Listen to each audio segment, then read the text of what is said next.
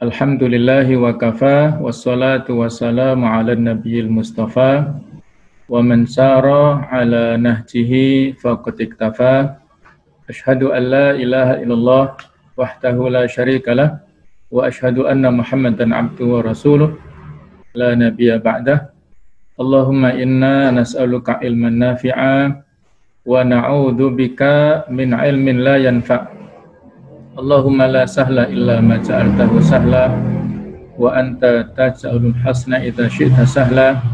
Rabbi shrah li sadri wa yassir li amri wahlul 'uqdatam min lisani yafqahu qawli. Amma ba'du. Ikhwanan para Bapak Ibu, para ustadz-ustadzah baik dari Bani ataupun dari Al-Basirah yang senantiasa dan selalu mudah-mudahan dirahmati oleh Allah Subhanahu wa ta'ala.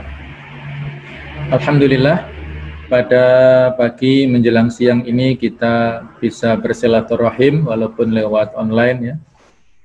Keluarga besar dua yayasan, yaitu Yayasan Husnul Rabbani dan Yayasan Basirah Rabbaniyah. Juga ada beberapa ikhwah Malang Selatan yang insya Allah akan bergabung. Mudah-mudahan acara kita pada pagi hari ini senantiasa dirahmati, diberikan barokah oleh Allah Subhanahu wa ta'ala. Pada kesempatan ini kita akan melanjutkan materi pada bulan yang lalu, yaitu tentang mafatih tadabburil Quran, kunci-kunci untuk bisa mentadaburi Al-Quran, menghayati Al-Quranul Karim. Ciri tadabbur Al-Quran. Ayat-ayat fenomena tadabbur Al-Quran banyak sekali. Bisa kita jadikan sebagai dasar dalil dan inspirasi perintah-perintah dari Allah Ta'ala kepada kita semuanya untuk selalu mentadaburi Al-Quranul Karim. Dan Allah juga menceritakan dalam ayat-ayat ini bagaimana generasi pendahulu kita yang interaksi terhadap Al-Quranul Karim begitu dekat, begitu akrabnya.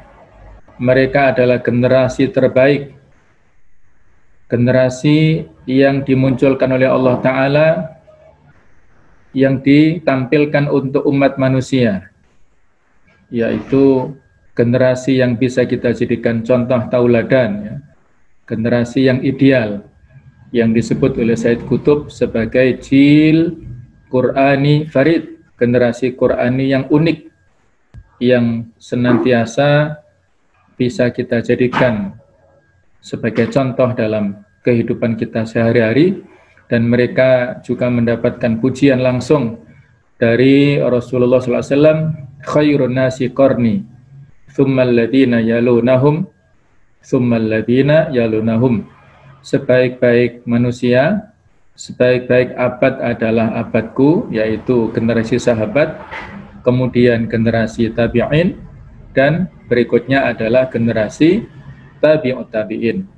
Mereka lah yang disebut dengan as-salafus salih, tiga generasi terbaik sepanjang zaman, sepanjang waktu, sepanjang masa, yang bisa kita jadikan sebagai contoh tauladan, baik itu dalam hal jihadnya, perjuangannya, pengorbanannya, kecintaannya kepada Islam, kepada Allah dan Rasulnya, ketawaduannya, rasa syukurnya, semangatnya membela agama Islam, dan sebagainya. Ya, mereka adalah generasi yang sangat kita hormati, ya. Lepas dari kekurangan sebagai seorang manusia, itu hal yang wajar. Di surat Al-Maidah 83 Allah Ta'ala berfirman, wa idza sami'u ma unzila ila rasul tara a'yunahum tafidu minad dam'i mimma arafu minal haqq yaquluna rabbana atina faktubna ma'asyahidin. Dan ketika mereka mendengarkan ayat-ayat Al-Quran yang diturunkan kepada Rasulullah SAW, engkau melihat mata mereka itu berlinangan, bercucuran air mata. Mimma arafu minal haq, dikarenakan karena mereka mengetahui dari kebenaran yang ada dalam Al-Quran. Mereka bisa memahami ayat Al-Quranul Karim yang diturunkan dengan bahasa Arab, bahasa yang tepat, yang sesuai dengan kaum yang diturunkan saat itu, bahasa yang mudah dipahami, bahasa yang sangat mendalam maknanya. Mereka langsung bisa mengetahuinya, bisa memahaminya, dan akhirnya mereka yaquluna, mereka mengatakan, Rabbana atina faktubna ma'asyahidin. Ya Allah, berikanlah Rabbana amanna. Mohon maaf ya. Rabbana amanna, ya Allah, wahai Rabb kami telah beriman kepadamu, kepada Al-Quranul Karim, kepada Rasulmu, ya Allah, faktubna ma'asyahidin. Maka catatlah kami termasuk orang-orang yang bersaksi, yang senantiasa ikut terhadap kebenaran Al-Quranul Karim dan ayat-ayat Al-Quran. Surat Al-Anfal ayat 2 yang terkenal, wa idza tuliyat alaihim zadatum imana.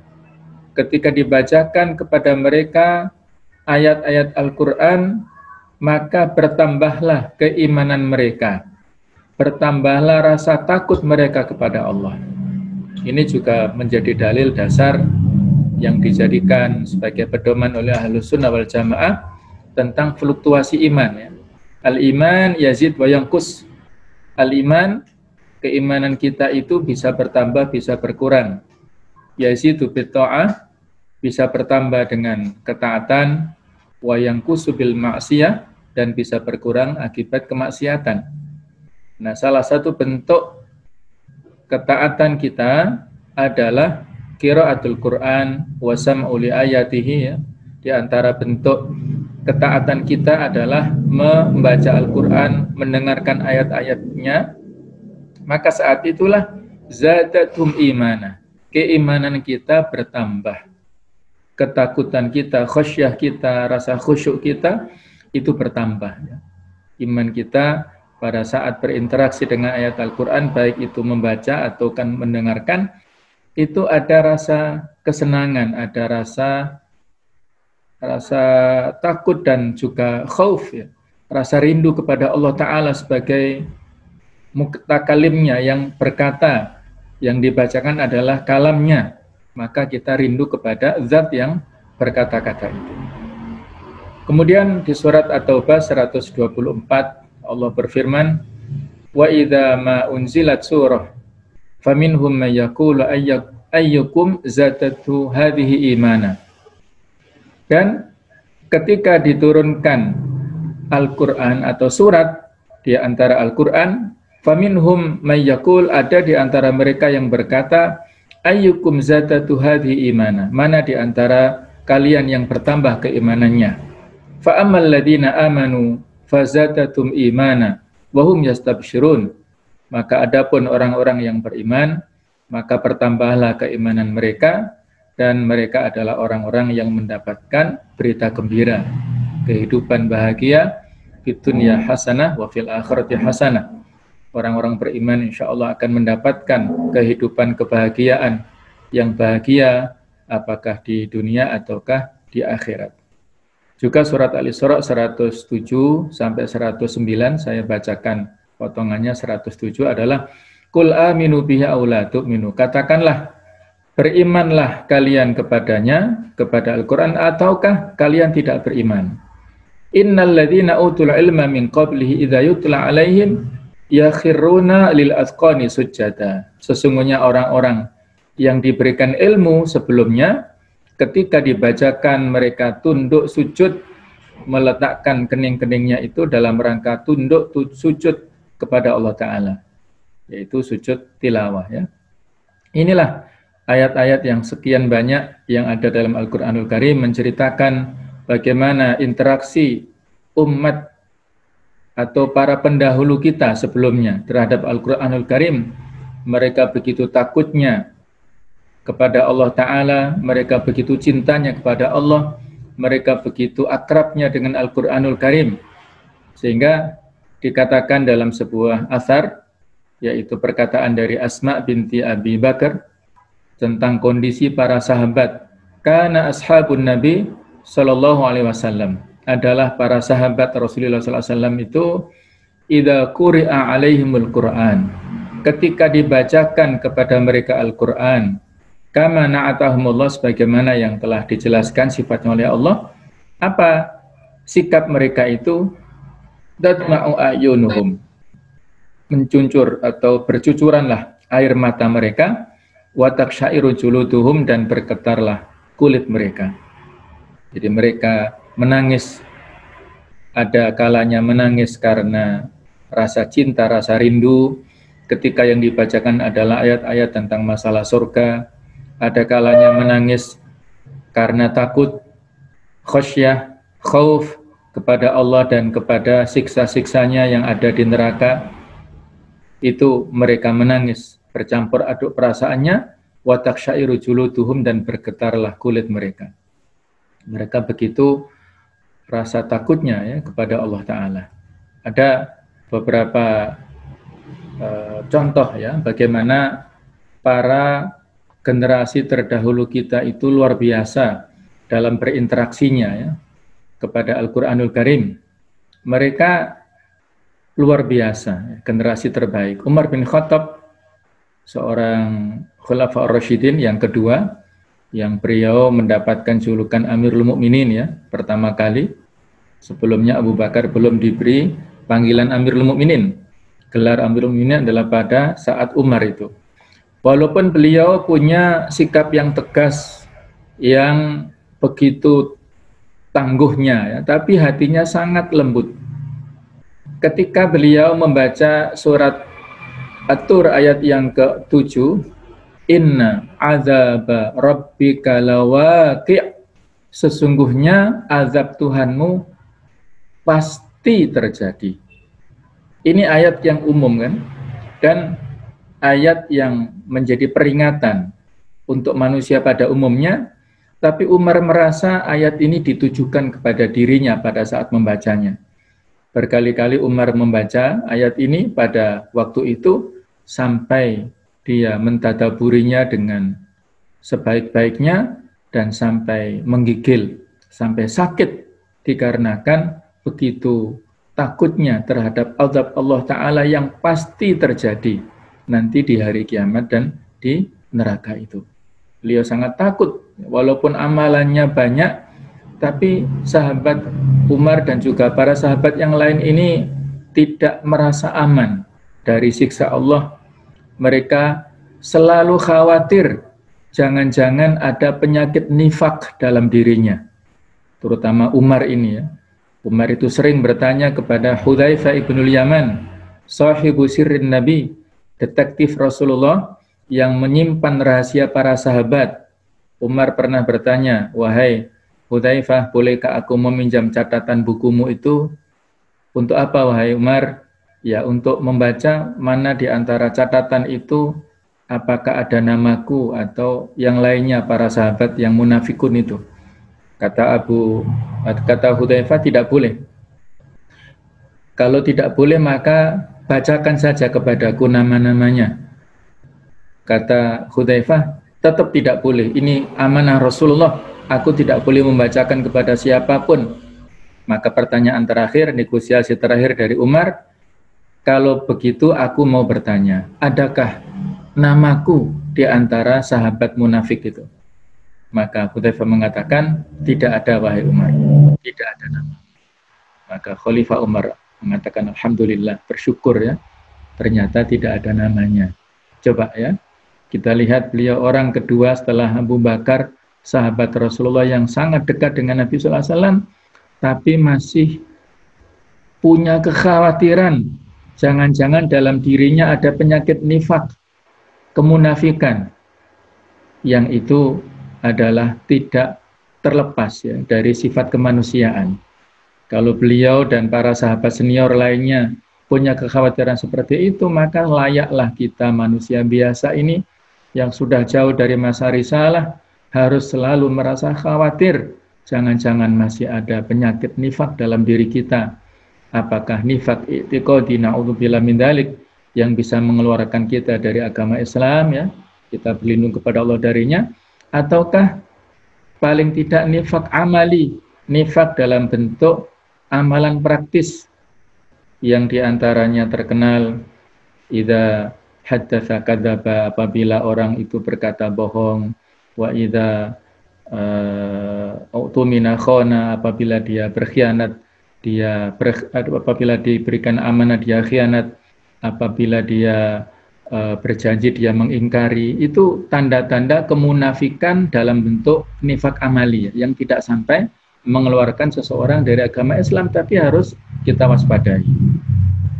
Ada lagi seorang sahabat yang lain yang bernama Thabit bin Qais. Ini kalau kita bilang adalah sahabat yang luar biasa ya, Thabit bin Qais ini. Suatu saat ketika turun surat Al-Hujurat ayat yang kedua, ya ayyuhalladzina amanu la tarfa'u aswatakum fawqa sautin nabi wa la tajharu lahu bil qaul kajahri ba'dikum li ba'din an tahbatu a'malukum wa antum la tash'urun.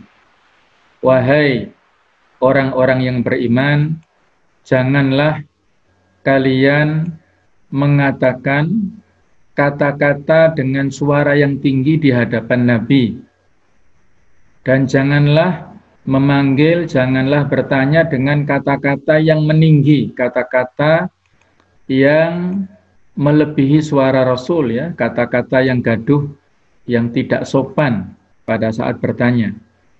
Gajah riba'dukum liba'ad, sebagaimana yang kalian lakukan kepada sebagian yang lainnya. Antahbata a'malukum wa antum la tash'urun, yang resikonya adalah menjadikan amal-amal kalian itu terhapus padahal kalian tidak menyadarinya. Nah, ayat ini ditangkap, didengarkan oleh Thabit bin Qais, dan beliau merasa bahwa ini adalah teguran dari Allah Ta'ala kepadanya. Merasa ini sindiran dari Allah kepadanya. Jadi kalau dalam bahasa kita GR ya, gede rumongso, seolah-olah ayat itu diturunkan kepadanya. Sampai apa dampaknya? Beliau tidak mau keluar rumah karena malu.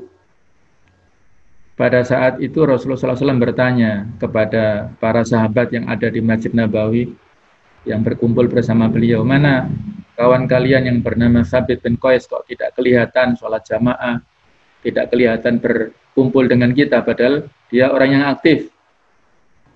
Mereka tidak ada yang tahu, tidak ada seorang pun yang tahu. Maka beliau menyuruh, coba salah seorang di antara kalian datangi rumahnya untuk klarifikasi, untuk tabayun apa yang terjadi. Inilah ya, perhatian seorang pemimpin kepada anak buahnya, kepada anggotanya.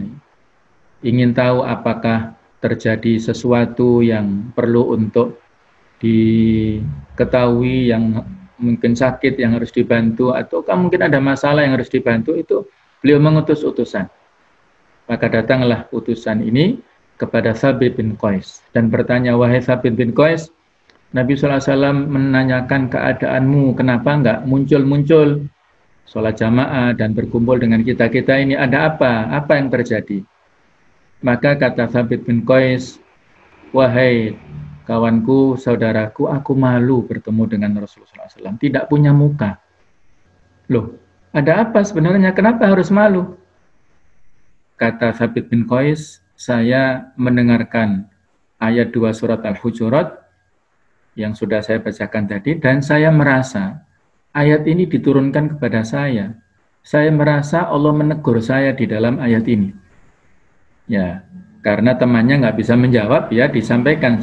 Kalau begitu saya tampung keluhanmu, aku akan bertanya tentang masalah ini kepada Rasulullah SAW. Maka disampaikanlah keluhan itu kepada Rasulullah SAW. Wahai Rasulullah, Thabit bin Qais ini tidak mau bertemu dan menghadap kepada kita semuanya, kepada antum ya. Beliau malu. Kenapa? Karena ayat 2 surat Al-Hujurat ini merasa diturunkan kepada beliau.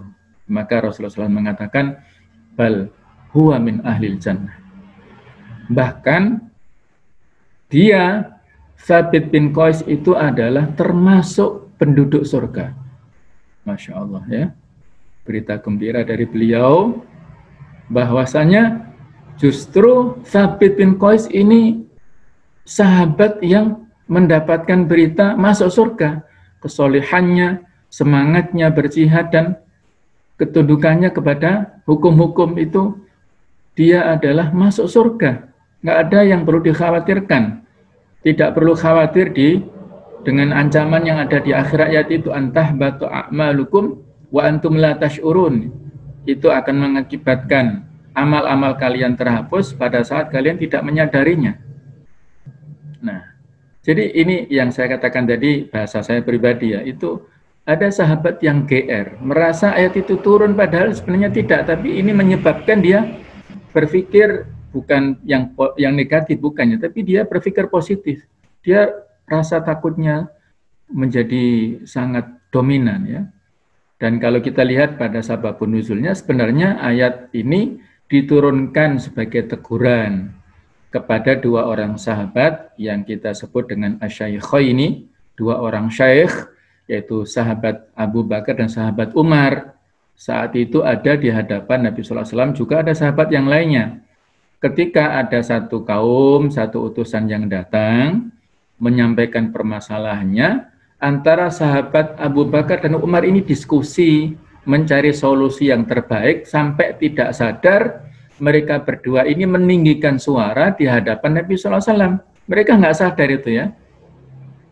Maka ketika turun ayat inilah Abu Bakar dan Umar menangis ya. Mereka menyesal.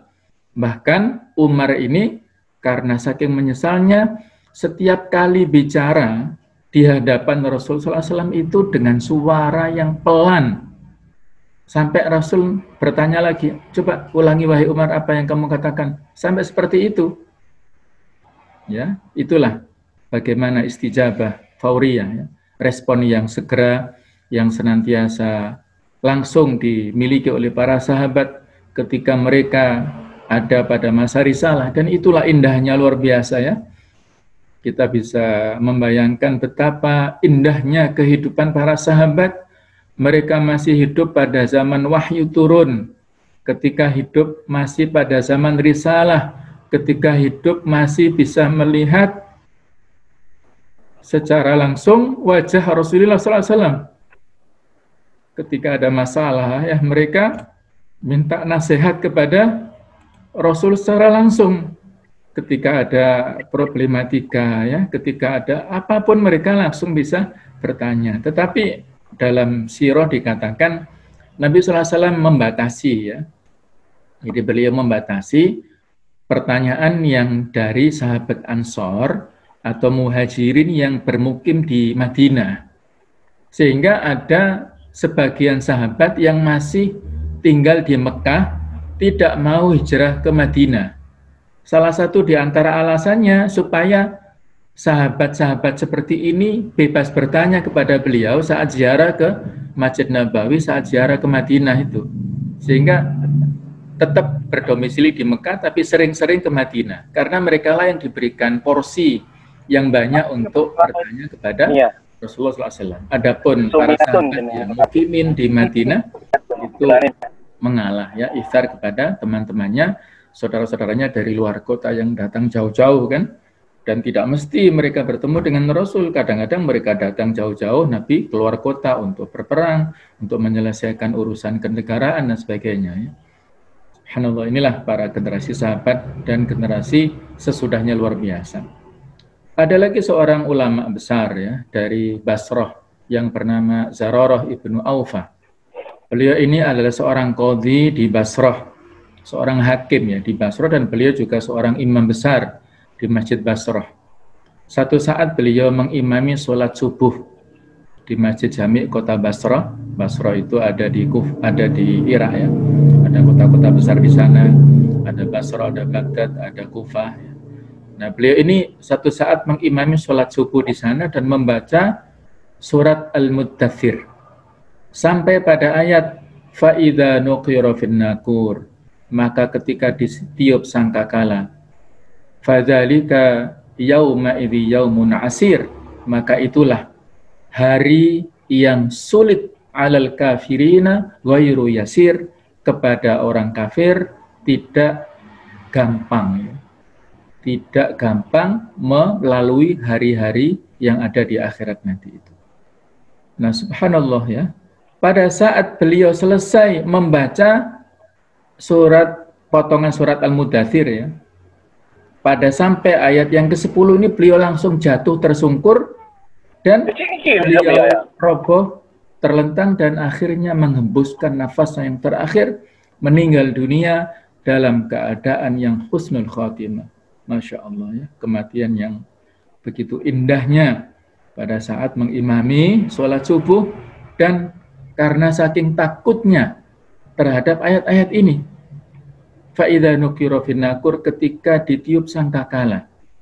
Dalam sebuah hadis itu pernah dikatakan, bagaimana aku, yang artinya ya, bagaimana aku bisa merasakan nikmat dunia ini, padahal malaikat Israfil itu sudah siap tanduknya, tanduk sangkakala. Jadi sangkakala itu bentuknya seperti tanduk yang besarnya jauh melebihi langit dan bumi.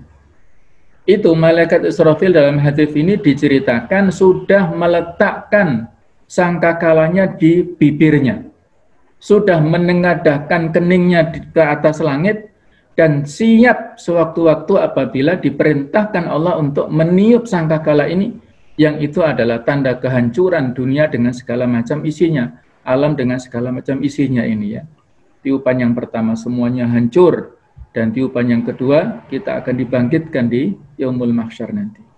Subhanallah ya, itulah rasa takut yang luar biasa yang dimiliki oleh para ulama kita terhadap ayat-ayat ini ya. Mereka begitu interaksinya terhadap ayat-ayat ini, subhanallah, luar biasa. Kita terus mereka sejarah mereka, kita paling tidak bisa mencontoh lah, paling nggak berapa persen ya, bagaimana interaksi mereka dengan Al-Quran. Berikutnya ada beberapa poin sebagai indikasi ya, ciri dalam mentadaburi Al-Quran. Ayat-ayat yang sudah kita baca tadi bisa memberikan kesimpulan kepada kita tentang tanda tadabbur Al-Quran. Yang pertama adalah menyatunya hati dan pikiran ketika membaca Al-Quran, dibuktikan dengan berhenti ketika takjub dan mengagumi makna yang terkandung di dalam ayat-ayat ini. Ketika ayat ini berbicara tentang fenomena alam, ya, kita berhenti ya. Di surat Al-Mulk tadi, subhanallah, luar biasa. Allah menceritakan banyak sekali kekuasaannya kepada kita. Tidak ada daya kekuatan sedikit pun dari kita dibandingkan dengan kekuasaan Allah Ta'ala. Sehingga pantas sekali 30 ayat surat Al-Mulk ini nantinya akan memberikan syafaat kepada orang yang membacanya. Syekh Ali Jabir itu pernah diceritakan ada seorang pemuda ya, yang mentelponnya, yang menceritakan kepadanya bahwa ibunya baru saja meninggal dunia. Dan pemuda ini ikut menguburkan ibunya sampai masuk itu ke dalam liang lahatnya itu untuk menguruk tanah kuburan menutup jenazah ibunya ya. Dia dan orang-orang di sekitarnya heran, kenapa ada bau harum di kuburan ini? Ketika ditelisik, bau harumnya itu bersumber dari tanah yang ada di liang lahat itu, subhanallah ya. Dan bau harum ini tidak hilang-hilang sampai makamnya terkubur dengan sempurna. Tidak heran-heran ketika si Ananda ini, anak ini mencuci tangannya itu, sampai di rumah itu subhanallah masih ada bau harum dari makam ibunya itu, subhanallah, luar biasa ya. Ketika ditanya oleh Syekh Ali Jabir, apa amalan yang biasa dilakukan oleh ibumu wahai anakku Ananda? Dijawab, wahai Syekh, ibu saya itu selalu membaca surat Al-Mulk pada saat malam, pada saat sebelum tidur. Itulah amalan yang rutin yang dilakukan oleh ibu saya. Maka inilah amalan yang bisa kita lakukan ya, fadilah dari surat Al-Mulk yang dalam riwayat disebutkan Al-Mani'ah. Surah Al-Mani'ah artinya apa? Surat yang bisa menahan dari apa? Al-Mani'ah min fitnatil qabri wa min adabihi. Surat yang bisa menahan kita dari fitnah cobaan yang ada dalam kuburan dan dari azab kubur. Mudah-mudahan kita dimudahkan, digampangkan untuk mengamalkan ini ya. Yang kedua, kita menangis karena takut kepada Allah Ta'ala. Yang ketiga, bertambahnya kekhusyukan, khosyah kita, rasa tunduk patuh kita kepada Allah. Yang keempat, bertambahnya iman, diantaranya diketahui dengan pengulangan ayat secara spontan. Di ayat-ayat tertentu, ya, kita tadaburi, kita ulang-ulang terus-menerus. Yang kelima, kita merasa bahagia dan gembira. Bahagia ketika membaca berita-berita gembira tentang orang-orang mukmin yang akan masuk ke surga ya.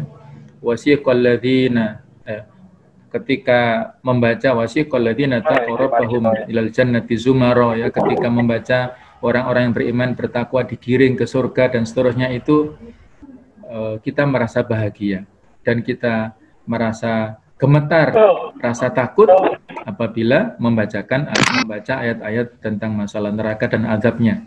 Gemetar karena rasa takut yang kemudian diikuti oleh rasa harap dan ketenangan. Dan juga kita sujud sebagai bentuk pengagungan kepada Allah. Pada ayat-ayat sajdah kita melakukan sujud tilawah. Ada sebuah pemahaman yang salah tentang tadabbur Al-Quran ini. Jadi kita salah paham terhadap tadabbur, bahwa tadabbur Al-Quran ini adalah susah dan hanya bisa dilakukan oleh orang-orang tertentu. Pemahaman ini salah. Dengan perhatian nas, dengan apabila kita memperhatikan nas Al-Quran ataupun asar sebagai berikut. Surat Al-Qamar ayat 17, Allah berfirman, walaqad yassarna al-Qur'ana lidzikri fahal min muddakir. Sungguh telah kami mudahkan Al-Quran untuk dipelajari, adakah orang yang mengambil pelajaran. Jadi semua kita punya peluang, potensi ya, untuk menghayati makna-makna yang terkandung dalam Al-Quran. Berkata Ibnu Hubairah, di antara makar setan adalah menjauhkan hamba Allah dari tadabbur Al-Quran. Sebab ia tahu bahwa tadabbur akan menghasilkan hidayah. Inilah ya kelicikan setan. Setan berkata ini sangat berbahaya. Sehingga dengan makarnya manusia akan berkata, saya tidak mau berbicara tentang Al-Quran. Dia tidak mau berinteraksi dengan Al-Quran, tidak mau membacanya, tidak mau menghafalkannya, tidak mau mentadaburinya, tidak mau mengamalkannya. Akhirnya dia termasuk orang yang al-hajiru bil Quran, orang yang menjauhi Al-Quranul Karim. Al-hajru bitilawah, wal-hajru bil hifdhi, wal-hajru bil tadabbur, wal-hajru bil amal ya. Kita menjauhi dalam bentuk-bentuk ini bahaya ya. Hati kita menjadi kering dan menjadi sakit, bahkan mati pada saat-saat yang berikutnya. Nah, ini yang terpenting di antara materi kita, ada 10 poin kunci tadabbur Al-Quranul Karim. Bagaimana supaya kita bisa menghayati Al-Quran dengan baik, ibarat pintu, maka perlu kunci pembukanya. Itu apa? Kata kuncinya ada 10 poin ini. Yaitu yang pertama adalah kita mencintai Al-Quranul Karim. Kita cinta kepada Al-Quran. Karena bukti cinta seseorang adalah pasti dia cinta kepada kalimat-kalimat kekasihnya. Apabila kita mengaku cinta kepada Allah, maka tandanya adalah kita cinta dengan kalamullah. Kalau kita mengaku cinta kepada Allah sementara kita tidak pernah membaca dan berinteraksi dengan Al-Quran, maka cinta kita adalah cinta yang palsu, pengakuan yang palsu. Itulah hubbul Quran. Sahabat Utsman bin Affan, beliau orang yang sangat cinta kepada Al-Quran, dan beliaulah yang punya ide untuk akhirnya membukukan Al-Quran, dan tadwinul Quran atau penyusunan Al-Quran itu finishingnya pada zaman Utsman ya.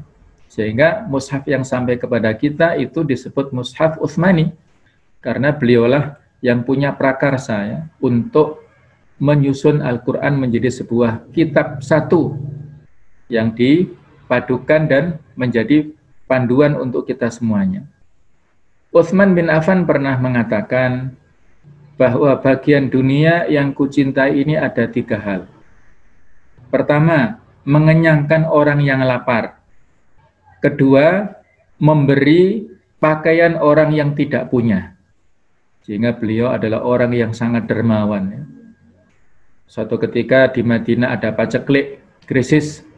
Banyak orang tidak bisa makan, hasil dagangan, ya, atau mereka berdagang tidak ada yang untung dan hasil panen juga banyak yang gagal. Intinya banyak kemiskinan lah. Maka datanglah kafilah Utsman dari Syam, dicegat di ujung kota Madinah, tidak boleh masuk oleh para tengkulak. Mereka mau membeli dagangan Utsman dengan 2 kali keuntungan. Tidak mau. 3 kali keuntungan tidak mau. 4 kali sampai 5 kali nggak mau. Katanya apa? Juragan kami, majikan kami ingin supaya dibeli dengan 10 kali lipat. Wah, kalau 10 kali lipat mereka nggak sanggup ya. Nggak sanggup para tengkulak ini membeli dagangannya Utsman. Ya, kalau nggak sanggup biarkan kami lewat.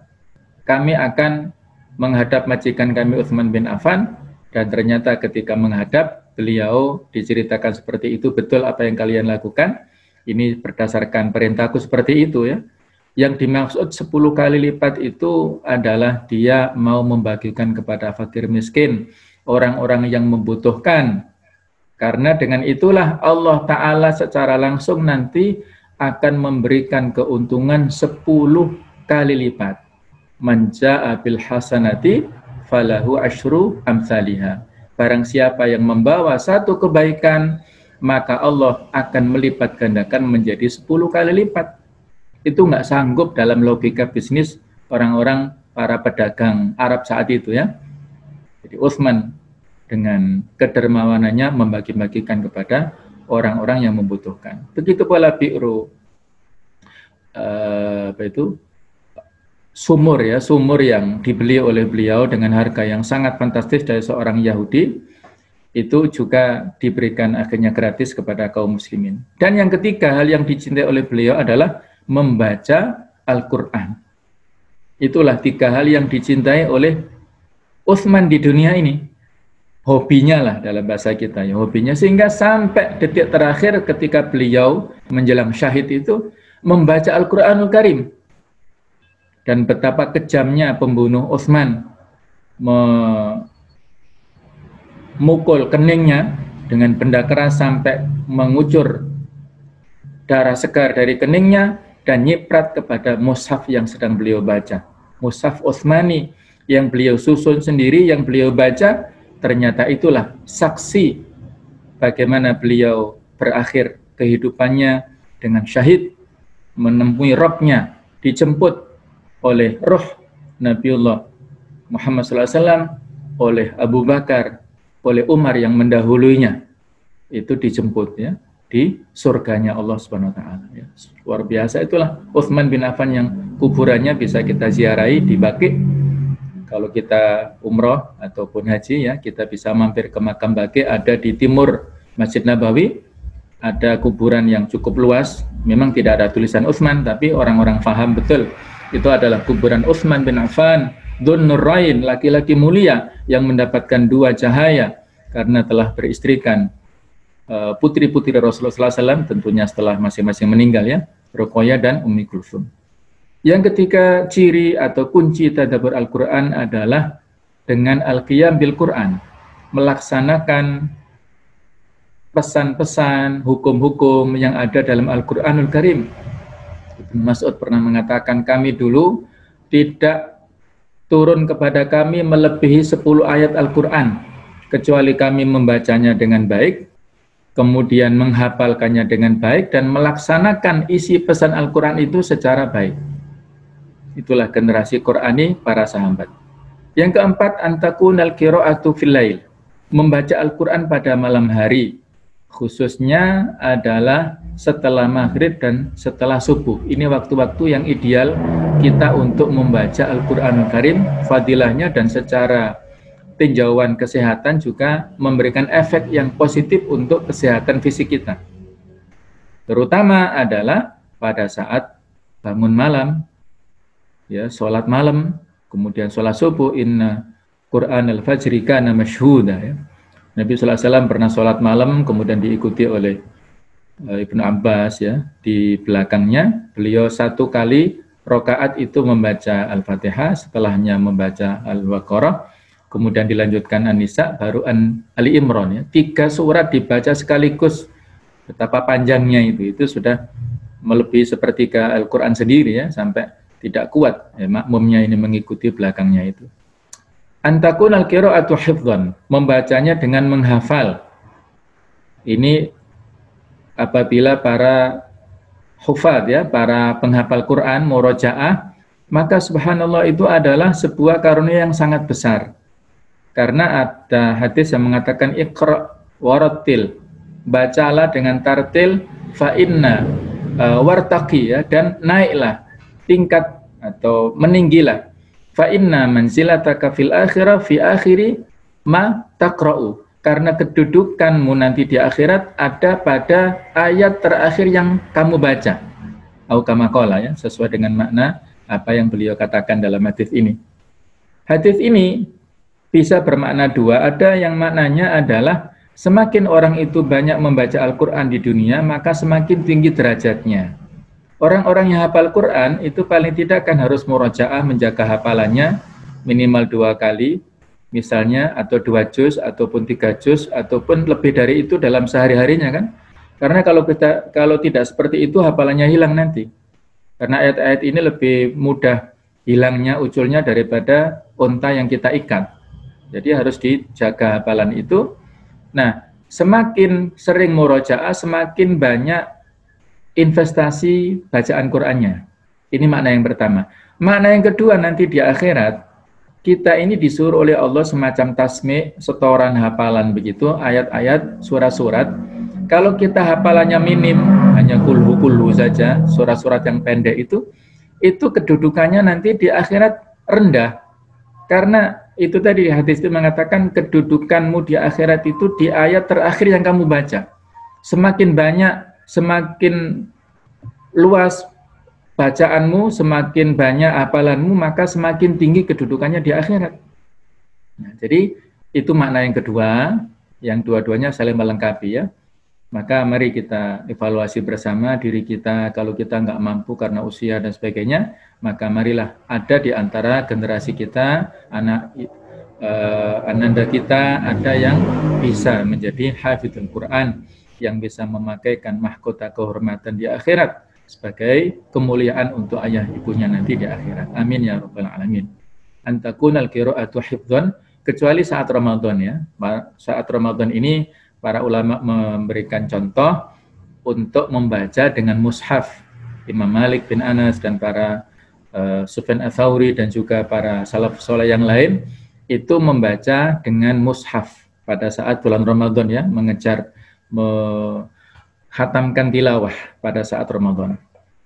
Kemudian yang keenam, at-tiqrar al-usbu'i lil Quran, ya, membaca Al-Qur'anul Karim diulang-ulang, dikhatamkan selama 1 pekan sekali.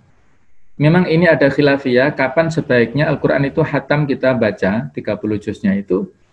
Ada satu hadis dari Abdullah bin Umar, itu pernah bertanya, ya Rasulullah, sebaiknya dalam berapa kali atau dalam sebulan itu saya khatam berapa kali, ya Rasulullah? Maka beliau menjawab, khatamkan sekali sebulan. Berarti 1 hari 1 juz, ya. Kalau sebulan 30 hari berarti 30 juz, itu 1 kali khatam Al-Quran. Kata Abdullah bin Umar, saya masih kuat melebihi itu, wahai Rasulullah. Kata beliau, khatamkan 25 hari. Kata Ibnu Umar, saya masih kuat lebih kurang dari itu, ya Rasulullah. Kalau begitu khatamkan 15 hari. Saya masih kuat, ya Rasulullah. Kalau begitu khatamkan 10 hari. 10 hari sekali khatam. Saya masih kuat. Nah, luar biasa, ya. Abdullah bin Umar ini laki-laki pemuda yang semangatnya luar biasa, ya. Usianya muda, energik luar biasa, dan beliau orang yang yang paling komitmen kepada sunnah Rasul. Sampai hal-hal yang duniawi itu beliau tiru, ya, ditiru oleh Abdullah. Dan beliau mendapatkan pujian dari Rasul, Inna Abdullah Rasulun Soleh. Abdullah bin Umar ini orang laki-laki pemuda yang soleh. Itu pujian dan doa Rasul kepada Abdullah bin Umar. Jadi semangatnya luar biasa. Sampai terakhir 5 hari khatamkan. Dan Rasulullah tidak memberi rukhsah, tidak memberi keringanan lebih kurang daripada 5 hari itu. Ini ada di Sunan Kubra ya, dalam hadis yang sahih. Itulah kita mengulang-ulang bacaan Al-Quran, khatam, terutama Ramadan ya, luar biasa. Kemudian yang ketujuh adalah tikrarul ayat. Kita membaca ayat itu secara berulang-ulang terus-menerus. Ayat-ayat yang menjadi pengingat bagi kita semuanya, ini kita baca dengan terus-menerus ayat Al-Quranul Karim. Ya. Kita baca secara mendalam. Pernah di dalam sebuah hadis dari Abu Dzar Al-Ghifari, beliau mengatakan bahwasannya Rasulullah SAW satu malam itu membaca salah satu ayat. Satu ayat saja dibaca beliau sepanjang malam sampai subuh. Bahkan sampai subuhnya itu beliau baca pada saat rukuk dan sampai sujud membaca satu ayat ini. Apa bunyi ayat itu? In tu'adzibhum fa innahum ibaduk. Ya Allah Ta'ala, sesungguhnya atau apabila engkau menyiksa mereka, sesungguhnya mereka itu adalah hamba-hambamu.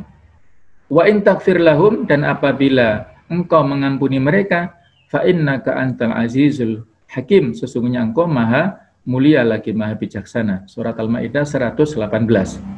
Bisa kita baca nanti ya. Artinya kita taburi tafsirnya seperti apa. Ayat ini diulang-ulang terus ya, pada sholat qiyamul lail, pada saat sholat subuh, pada saat rukuk, pada saat sujud, dibaca terus-menerus. Sampai Abu Dzar ini heran. Falamma asbaha qultu, ketika pagi hari aku bertanya kepada beliau, Ya Rasulullah, mazil taqra'u hadhil ayah hatta asbahta tarka'u biha wa tasjudu biha wa Rasulullah, engkau selalu membaca ayat ini terus-menerus berulang-ulang sampai waktu subuh, sampai rukuk, sampai sujud. Ada apa ya Rasulullah? Maka beliau mengatakan ya, jawabannya beliau begini. Inni sa'altu Rabbi Azza wa Jalla. Wahai Abu Dzar, aku bertanya kepada Allah yang Maha Agung, atau meminta kepada beliau, meminta kepada Allah Ta'ala asy-syafa'ata, syafaat nanti di hari kiamat, pertolongan. Li ummati, untuk umatku. Fa'atoniha, maka Allah memberikan syafaat itu kepada umatku lewat perantaraanku ya. Saking gembiranya, maksudnya ya, saking gembiranya Rasulullah dengan berita itu, maka beliau terus-menerus membacanya ini. Wahyana ilatun insyaallah liman la yusyrik billah syai'an. Syafaat itu nanti akan didapatkan oleh umatku dengan izin Allah kepada siapa? Kepada orang yang tidak menyekutukan Allah dengan sesuatu pun. Artinya adalah kepada ahlu tauhid, orang-orang yang mengikuti tauhid, yang tidak berbuat syirik. Ini hadis riwayat dari Imam Ahmad ya. Jadi terus-menerus merangkai membacakan ayat itu terus-menerus ya. Yang kedelapan, rabtul ayat bil ma'ani, yaitu mengaitkan antara ayat-ayat satu dengan maknanya. Ini juga bisa menjadi sarana untuk tadabbur kita ya. Kemudian yang 9 adalah membacanya dengan tartil, murattal ya. Waratilil Qur'ana tartila, bacalah Quran dengan tartil sesuai dengan hukum tajwidnya, sesuai dengan sifatul huruf dan sebagainya. Yang ke-10 al-jahru bil qiraah, membacanya dengan suara yang jelas. Jangan geremeng, jangan dalam hati saja, kecuali memang ada udzur ya. Mungkin supaya tidak mengganggu jamaah lain pada saat di masjid misalnya. Kalau tidak ada halangan, kita baca dengan suara yang keras. Jam berapa?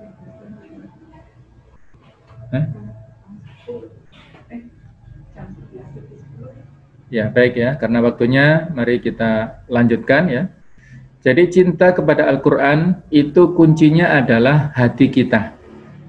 Apabila hati ini dipenuhi dengan rasa cinta, insya Allah kita akan bisa berlama-lama dengan Al-Quranul Karim. Hati sebagai sarana untuk memahami dan berpikir, menunjukkan urgensi pentingnya kecintaan terhadap Al-Quran. Kemudian hati manusia berada di tangan Allah Ta'ala. Allah lah yang membolak-balikkan hati manusia. Utsman bin Affan mengatakan, jika hati kita suci, maka ia tidak akan pernah puas dari kalam Rabb-nya. Dia akan selalu terus-menerus. Jadi kalau selama ini kita nggak khusyuk, satu halaman saja sudah capek, itu tanda indikasi hati kita sedang sakit ya. Maka tanda kita cinta kepada Al-Quran adalah dengan senang bermuamalah terhadap Al-Quran, mampu untuk duduk bersama dengan Al-Quran tanpa merasa jenuh, rindu terhadap Al-Quran ketika terhalang untuk dapat bermuamalah dengannya, barangkali ibu-ibu ya, yang berhalangan, ya ini jangan menghalangi, apakah dengan mendengarkan murotal, ataukah dengan membaca lewat HP ya, Android, itu bukan mushaf, sehingga di antara pendapat yang rajih boleh kita berinteraksi dengan HP seperti itu. Mentaati Al-Quran baik perintah maupun larangannya. Kata Abu Ubaid, yang artinya tidak seorang pun bertanya kepada dirinya kecuali terhadap Al-Quran. Bila ia mencintai Al-Quran, maka ia mencintai Allah dan Rasul-Nya. Kemudian sarana untuk cinta kepada Al-Quran adalah dengan tawakal dan meminta kepada Allah Ta'ala. Yang kedua, banyak membaca tulisan terkait dengan keagungan Al-Quran, tentang mukjizat Al-Quran dan sebagainya. Ya. Yang ketiga, bergaul di lingkungan yang cinta atau perhatian terhadap Al-Quran. Bergaul dengan Ahlul Quran, dengan para hufad di pesantren Al-Quran dan sebagainya. Kemudian kunci tadabbur adalah ikmalu ahdafi al-qiraah, menyempurnakan tujuan kita. Dalam setiap ibadah itu kita menghadirkan niat secara umum ataupun niat secara khusus ya. Contohnya kalau dalam berdakwah, niat ikhlas secara umum dalam dakwah adalah kita beribadah kepada Allah. Sedangkan niat khususnya adalah memberikan petunjuk kepada manusia supaya mereka keluar dari kekufuran, kemaksiatan, dan mereka berhijrah kepada hal-hal yang baik. Kemudian kita menuntut ilmu, itu ada niat umum dalam rangka melaksanakan perintah Allah, ibadah kepada Allah, dan niat khususnya adalah supaya kita keluar daripada kebodohan. Maka begitu pula dalam hal tujuan untuk membaca Al-Quran ini, kita di samping niat yang umum, kita juga memiliki niat yang khusus ya. Urgensi menghadirkan niat ini sebuah hal yang pasti ya, artinya kita sudah memahami niat inilah yang menentukan pahalanya. Apabila fa'idastama al-abdu ila kitabillah wa sunnati nabi biniyatin shadiqah, apabila semua amal kita semakin banyak tujuan niat yang diinginkan, maka semakin besar nilai amal itu. Contohnya lebih mulianya sedekah kepada kerabat, karena selain sedekah ada unsur menjaga silaturahim ya. Ada nilai plus-plus di sana ya. Nah, apa tujuan kita dalam berinteraksi membaca Al-Quran tadi adalah bisa kita tambah ini. Di samping ibadah tadi ya, kita niat untuk menambah ilmu, niat untuk beramal, niat bermunajat kepada Allah, niat mencari pahala, dan niat berobat dengan Al-Quran, khususnya musim-musim saat ini ya. Masing-masing ada penjelasannya, bagaimana kita mencapai tujuan Al-Quran, diantaranya adalah supaya kita mendapatkan ilmu. Idza aratumul ilma, kata Ibnu Mas'ud, kalau kalian ingin ilmu, fanthuru hadzal Qur'an, maka sebarkanlah, bacalah Al-Quran ini, fa inna fi ilmul awwalin wal akhirin, karena di dalamnya ada ilmu generasi pertama dan generasi berikutnya. Jadi Al-Quran ini banyak berisi tentang masalah ilmu. Di samping itu kita juga mengamalkannya.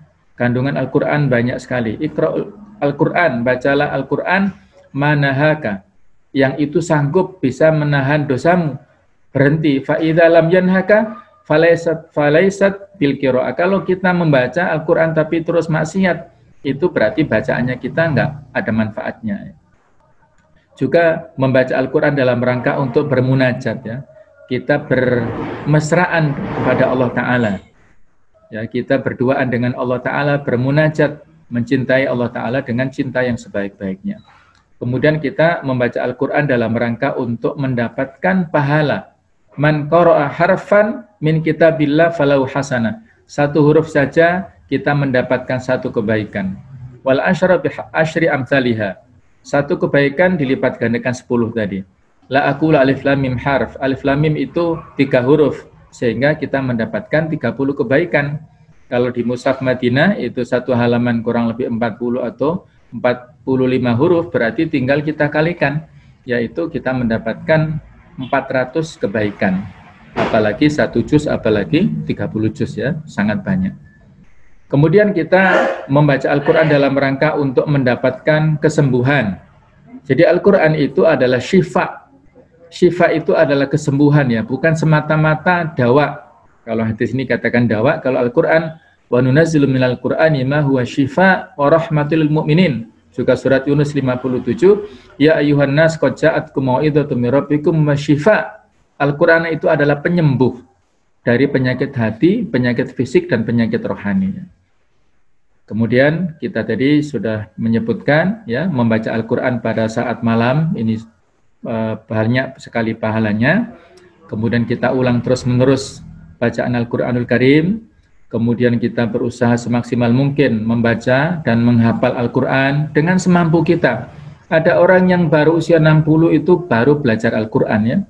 Dia belajar membaca, kemudian menghafalkan, dan akhirnya dia menjadi penghafal Quran 30 juz itu statnya baru usia 60 tahun, pensiunan ya. Maka kita yang masih muda-muda nggak boleh merasa putus asa dari membaca itu ya. Waratilil Quran tartila, kita tartilkan membaca Al-Quran ya, kita perbaiki bacaan kita, karena membaca Al-Quran dengan murattal, dengan sahih, mujawwad ya, dengan tajwid itu hukumnya fardu ain. Kalau secara teori fardu kifayah ya. Kita nggak mengetahui nun ketemu ba bacaannya hukumnya apa, kita nggak tahu, nggak apa-apa. Tapi itu bagaimana membacanya wajib kita praktekkan ya. Nah, itulah para jamaah sekalian tentang ayat-ayat Al-Qur'an yang kita tadaburi ya. Maknanya mudah-mudahan Allah Ta'ala selalu memberikan kelangsungan ataupun kemudahan kepada kita semuanya sehingga berinteraksi dengan Al-Quran dengan sebaik-baiknya. Saya kira itu tentang materi kita pada kesempatan ini, mudah-mudahan ada manfaatnya.